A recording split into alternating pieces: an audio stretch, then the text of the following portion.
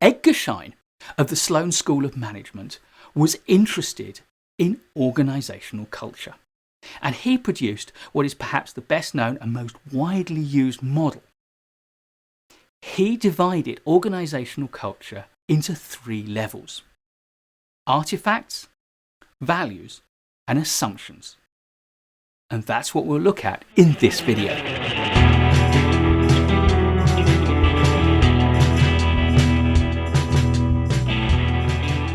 Schein's 3 levels, artifacts, values, and assumptions, are rather like an iceberg, in that the most important bits are the parts you can't see. However, the bit you can see, the bit above the waterline, were the artifacts. Artifacts are the visible, surface elements of an organisational culture. They're what an outside observer would easily see. In this way, they are pretty similar to the symbols of the Johnson & Scholes model, which we looked at in another video. Typical examples include branding, furniture, colours, dress code, day-to-day rituals, job titles, and to incorporate something else that Scholes distinguished, stories. The stories that people tell about their organisation are artifacts of the organisation and readily visible to outsiders.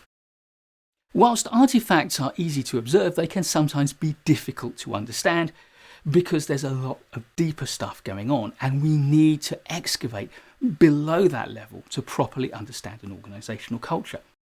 Stories give us a good example of this, because whilst there are stories that are told outside of the organisation, there are quite possibly other stories that are only told inside the organisation, and they drive these deeper levels.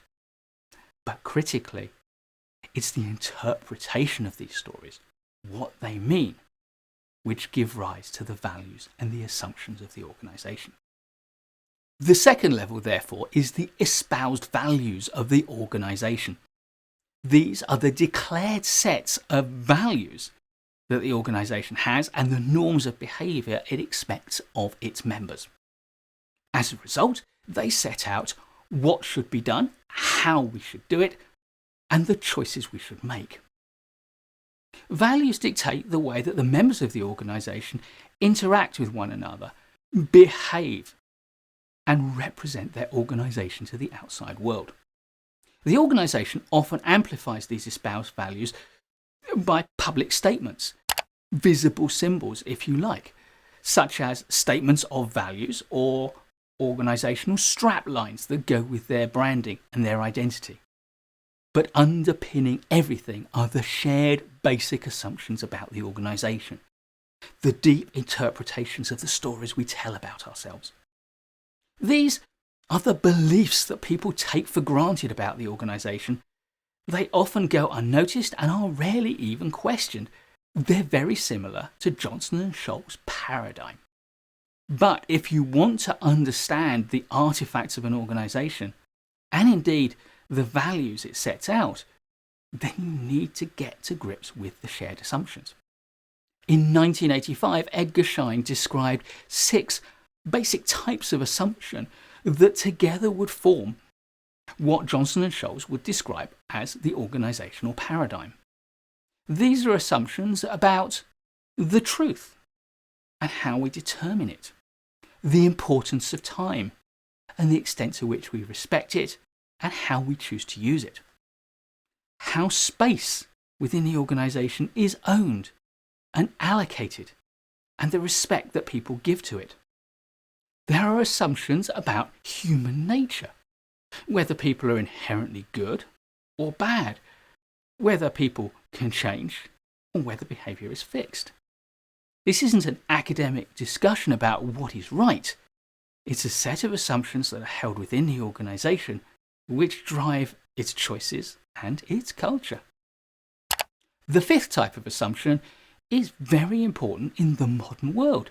It's the relationship between the organisation and its environment, and indeed between the organisation's members and their environment. And you can see how this can drive some very important decisions which are going to drive public perceptions and therefore are going to be intrinsic to the future success of many organisations. And finally, there are a whole set of assumptions around social power and how people should relate to one another. And yes, that social power term links closely to the French and Raven social power bases that we looked at in another video. Assumptions about social power dictate a lot of behaviours, like how power and responsibilities are allocated within the organisation, and the extent to which that power is respected. The balance between cooperation and competition within the organisation, the extent to which individuals are minded to collaborate with one another or to operate on their own, and therefore the styles of leadership which people expect and the ways that we resolve conflict and make decisions. Edgar Schein's 3 levels offer us a simpler way to understand how organisations work than Johnson and Scholl's 7 components. However, that simplicity makes it really easy for us to understand how the model works and to use it day to day.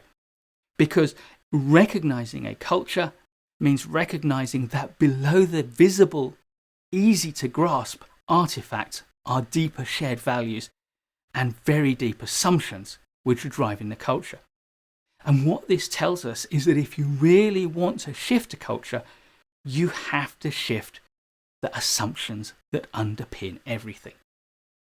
It might be that changing some of the artifacts is a way to do this, but fundamentally, if you can't shift assumptions, you cannot change culture. Please do give a thumbs up if you like this video. There's loads more great management courses content to come, so please do subscribe to the channel and hit that notification bell so you don't miss any of it. I'll look forward to seeing you in the next video, and in the meantime, keep learning.